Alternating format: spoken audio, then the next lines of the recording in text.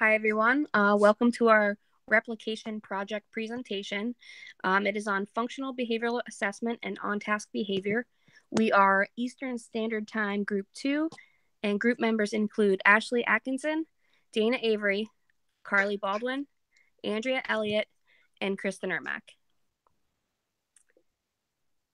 So we're going to start with our literature review and some of the research that we looked at before doing our research project replication. So I'm going to briefly describe our article that we chose to replicate and discuss some of the research we found that supports it. Our article is a 2008 study by Hawkins and Axelrod titled Increasing the On-Task Homework Behavior of Youth with Behavior Disorders Using Functional Behavior Assessment. The research question or the purpose of study, Andrea is going to go into more detail about this later, but the article examined the effectiveness of function-based interventions on students' on-task behavior. There were 4 male students aged 11 to 16 years old residing in a residential treatment facility for emotional behavior disorders. Some of the inclusions or exclusionary criteria were that all students were identified as displaying a high level of off-task behavior. This research study was a single subject alternating treatment with baseline design. The dependent variable was on-task behavior, and the independent variable was exposure to 3 different conditions during homework time, including a non-contingent break alone or negative reinforcement, a contingent break with access to preferred activities or negative and positive reinforcement, and contingent access to edibles or positive reinforcement. Some of the primary findings from the study were consistent. Results were consistent with the functional hypothesis that off-task homework behavior was maintained by escape from the task. Also, the FBA methods increase the likelihood that the intervention that are implemented will be effective. There were a few limitations to our study. Research was done in a residential facility and may not mirror conditions in other environments. Also, a token economy was already in place, therefore, that may have impacted results. And lastly, quality of completed work when on task was not examined. So some of the other research that we looked into, we kind of based our research off of both the dependent variable of on-task behavior and the independent variable of the different conditions or different treatments based off of a functional behavior assessment. So one of the first ones was a 2011 study by Majika et al., and that was on improving on-task behavior using a functional assessment-based intervention in an inclusive high school setting. So the results of that study demonstrated a functional relationship between on-task behavior and the implemented intervention. Results also proved the functional assessment as an effective way to identify interventions. So that article fully supported the study that we replicated. Another study in 2007 by Lane et al. Was on a function-based intervention to decrease disruptive behavior on increased academic engagement. So that one looked at a little bit of a different dependent variable, but the primary findings from that also demonstrated a functional relationship between total disruptive behavior and the implemented intervention. Results to that one also proved a possible functional relationship between the introduction of the intervention. One other study from 2012, this was a study by Gregory Hanley on functional assessment of problem behavior, dispelling myths, overcoming implementation obstacles, and developing new lore. So this article was a little bit different. So the article was in an attempt to fill in the gaps that exist between how the functional assessment process is described in the published research and how it should be practiced. So Greg Hanley, some of his findings were he gave a list of the obstacles to using a functional assessment. So that included things like the complexities and vast amount of time it takes to conduct one, some of the risks involved, difficulties with trying to promote the need for a functional analysis to clients, and also the inadequate use of a functional analysis for dangerous, low rate, covert, multiple topography behavior that cannot be addressed by a functional analysis. So we looked at two more 2014 article by Davis et al. And that was a comparison of self-monitoring with and without reinforcement to prove on-task classroom behavior. So this article really focused in on the dependent variable of on-task behavior.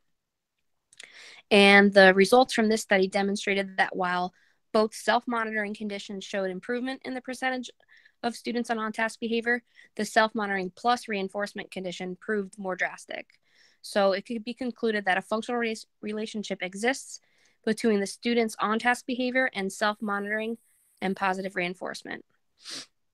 So the last article that we looked at was a 2015 article by Gahn et al., and that was on evaluating the effects of function-based interventions with deaf or hard of hearing students.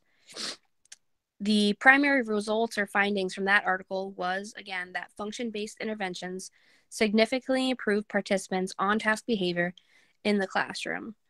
So other than the research that we kind of included, which was more recent, there is really a vast amount of research that supports the use of functional behavior assessments in trying to identify treatment that will fit the function of the behavior. Thank you. All right, the purpose of our study was that we wanted to determine if developing interventions based on the results of a functional behavior assessment would increase the on-task homework behavior.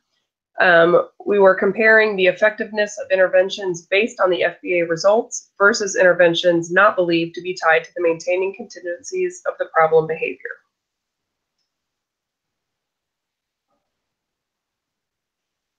Okay, the method is, the participants that were involved were 5 graduate students, this service where the students would do their work, either in their bedroom, at the kitchen table, a desk, or any other place where it's calm. Materials were preferred activities based on the students' like tangibles, keep track of time, various homework assignments, and the computers. The definition we use actively or passively attending to assigned work, including reading silently or aloud, typing, writing, looking at video lectures, and meeting lists. The behavior, the study was done in 15-second partial intervals. Data was collected for a total of 30 minutes, which excluded breaks, and the data collection started for 15 minutes after time began. The study used alternating treatment design. Participants started by collecting 5 baseline data points. Once there was participants, the interventions were put into place. The participants began with the break alone condition, followed by break activity, finally edibles. Participants took data for a length of 30 minutes, not including the breaks. Each treatment had its own special amount of time.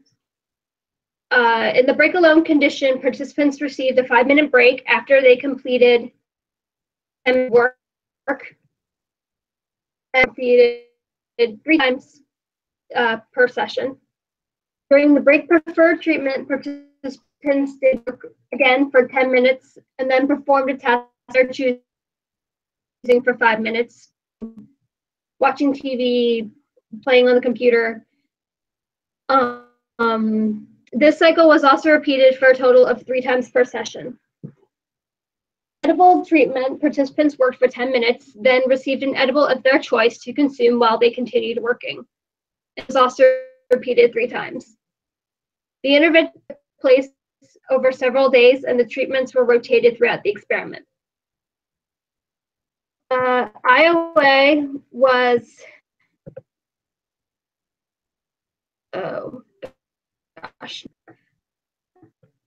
IOA was collected on 20% of total observations. The formula that was used was interval is the number, which is defined as the total number of on-task behavior divided by the total number of sessions and multiplied by 100. They selected baseline IOA. Each of the participants had close IOA. Uh, 98%, while the lower one, another one had an IOA of 93%. With the break alone data, each participant had relatively similar IOA again. One IOA was collected, had the biggest discrepancy of 100%. Another participant's IOA was equal at 100%. The second disagreement, 1%, while two of the other participants had 88%, 96%, and 95 and 91% respectively. The break without IOA was close in 4 out of the 5 participants. The lowest IOA was 84% and 92%, while another break with activity IOA was 100%. Participants were off by 1, 3, and 6% respectively. Seemed to be the one participant had an IOA of 98%, while two participants were both 98% and 99%. Another was 100% and 94%, and the last participants was 92% and 99%.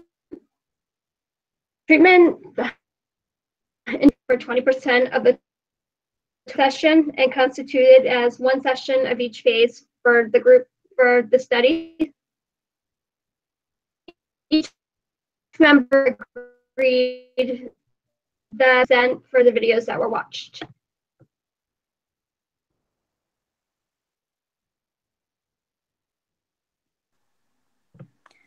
For the results, for Ashley's baseline average, it totaled out to be 87%. The baseline range was 79 to 94%. The break alone average was 71%, and the break alone range was 60 to 91%. The break activity average was 96%, and then the break activity range was from 92% to 98%. The edible average was 89%, and the edible range was 80 to 94%. Kristen's data for baseline average was 90%. Her baseline range was from 88% to 93%. Her break alone average was 97%, and her break alone range was 96% to 99%. Her break activity average was 100%, and her break activity range was 98% to 100%. The edible average was 94% for Kristen, and the edible range was 92% to 95%. Carly's baseline average was 73%. Her baseline range was 68% to 79%. Her break alone average was 90%, and her break alone range was 83% to 95%. Her break activity average was 88%, and her range for break activity was 82% to 91%. Her edible average was 87%, and her edible range was 80 to 92%. Dana's baseline average was 75%. Her baseline range was 73% to 75%. Her break alone average was 98%. Her break alone range was 95 to 100%. Her break activity average was 99%, and her break activity range was 97% to 100%. Her edible average was 96%, and her edible range was 94 to 98%. Andrea's baseline average was 90%. Her baseline range was 83% to 97%. Her break alone average was 99%, and her break alone range was 97 to 100%. Her break activity average was 98%, and her break activity range was from 94% to 100%. Her edible average was 99%, and her edible range was 98% to 100%.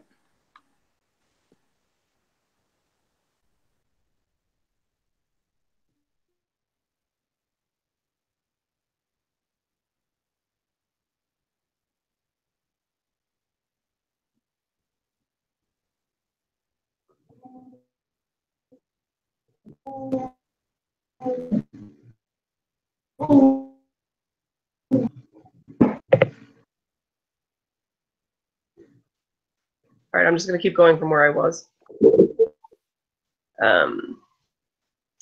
Ashley's baseline average was only 1 point lower than the edible condition, and her baseline was significantly higher than her break alone condition average, which indicated that the break alone was not reinforcing for her. All other participants did show improvement from their baseline averages compared to the 3 different condition averages. Andrea was particularly motivated by food, so this could explain why the edible condition scored just as well as the break alone condition. With the exception of Ashley's break alone condition, all of the other conditions for all of the other participants did show an improvement in on-task behavior compared to their baseline scores, which demonstrated that these are effective treatments.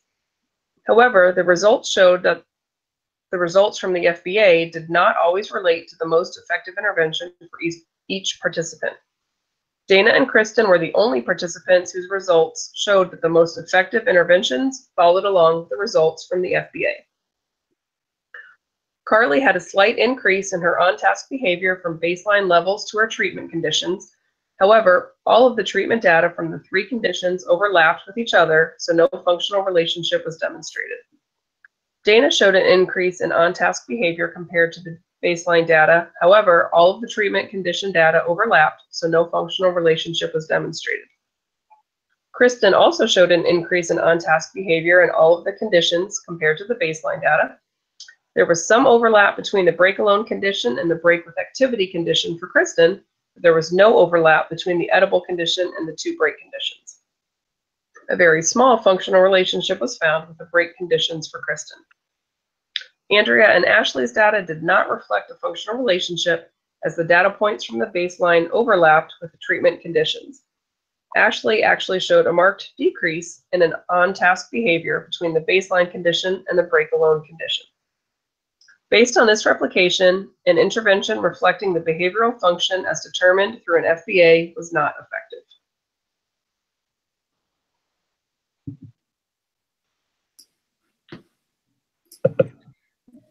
No study is without its limitations, and our replication project was no exception. Firstly, a lack of varied participants was one limitation. Every participant in our study was middle-aged females enrolled in the same master's program. For this reason, the data is unable to be interpreted for individuals of other populations. A second limitation is the Hawthorne effect. In this behavior change project, we acted as both the researchers and the target participants, which could have led to reactivity. All of us reported being aware of the fact we were recording ourselves, which led to an increase in on-task behavior. Another limitation that could have played a factor is where each participant did homework. Andrea recorded her baseline data while at her son's baseball practice. Her on-task behavior was overestimated because she would look up from reading for a couple seconds during the 15-second interval. This resulted in a lack of change between her baseline data and intervention data.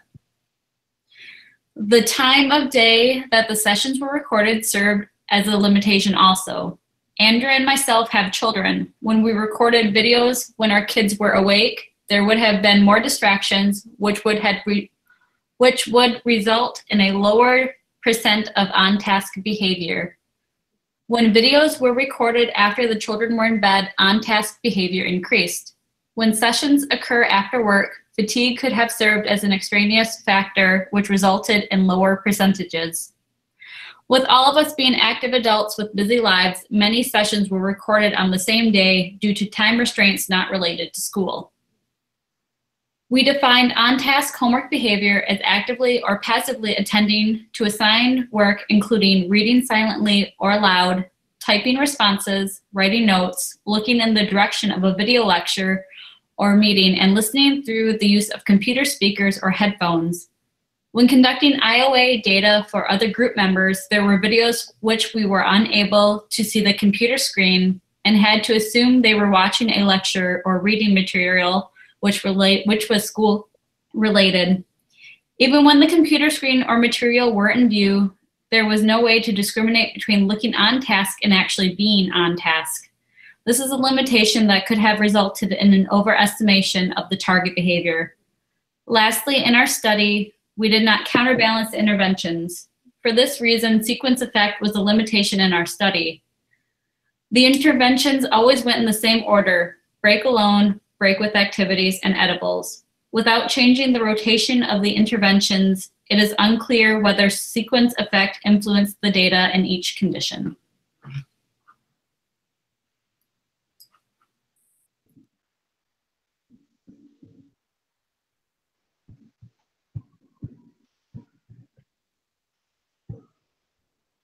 Should we stop? And done. That's the end of our video. Thanks for watching.